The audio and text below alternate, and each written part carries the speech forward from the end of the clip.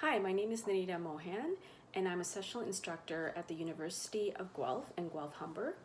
I primarily teach Canadian political science classes with a focus on public management as well as public administration. For next year, I will be the course director for one of the 3 Italian study abroad programs that are being offered. The one that I'm directing will focus mostly on the Renaissance regions of Italy, so Tuscany, Florence, Veneto, which is Venice, and Pisa and Bologna. This is going to be a very exciting trip because we are going to spend the bulk of our time in Florence. And if you've not been to Florence, Florence is truly one of the most beautiful cities I've ever been to. There's so much to do in Florence. Just to give you a little bit of a background on the Renaissance period, the Renaissance period actually occurred between the 14th and 17th century in Europe. But in Italy, it was very prevalent during the 15th and 16th centuries. During this time, they called it a period of discovery or rediscovery. There were a lot of new and innovative paintings were produced, culture, philosophy, even the political and economic situation changed during the Renaissance period. So this was truly one of the most innovative and culturally fulfilling times in Europe and especially in Italy. During this time, we will see a lot of the paintings in the museums, but we're not just going to focus on art and architecture. We're also going to focus on the food, the culture in general of modern day Italy, and the actual journey between the different cities is going to be an experience itself. So just to sort of give you a brief summary of the itinerary that I had in mind, we will be flying into Rome. Of course, we can't visit Italy without at least spending 3 days in the capital.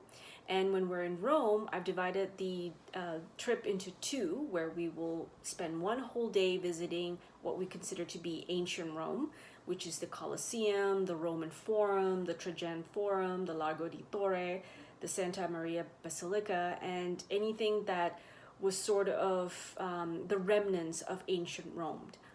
And where we're actually staying is very close to some of the major attractions, and that would be another day where we would explore the rest of Rome.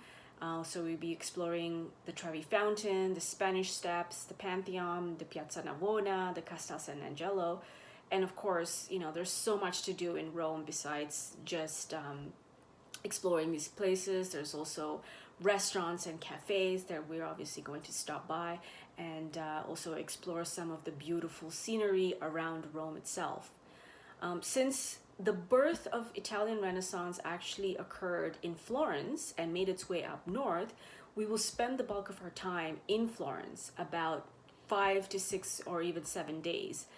And Rome, even though it's beautiful, it really does not compare to Florence when it comes to art and architecture, food, philosophy, literature. So when we are in Florence, we will be exploring Uffizi, Accademia Galleria, Palazzo Strozzi, the Pitti Palace, the Medici Villas.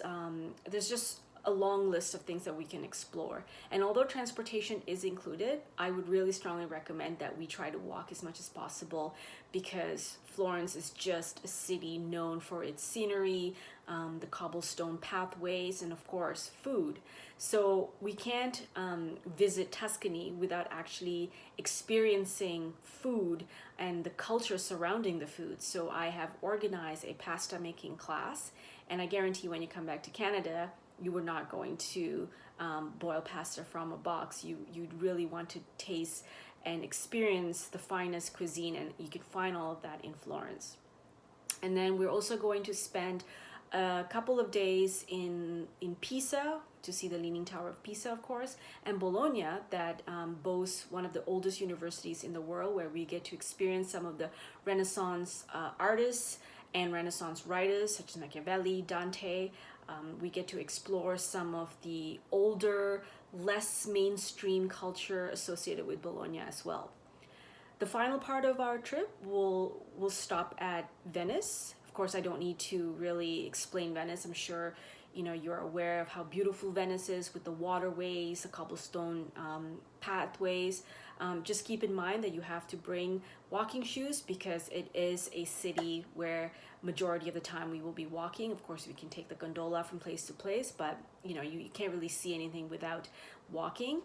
Venice is gorgeous in itself. There is the Liberia Acqua Alta, there's the Bridge of Sighs, there's the San Marco Basilica, the Piazza San Marco.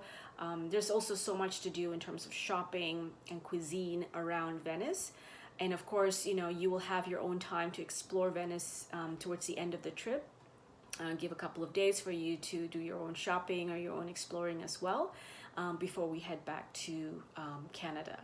So this trip will really focus more on the architecture, the art, the social life. We'll be stopping at a lot of cafes, restaurants, and of course the culinary culture as well. So I hope to see a lot of you next year when we are able to travel again and enjoy the world as it was pre-pandemic.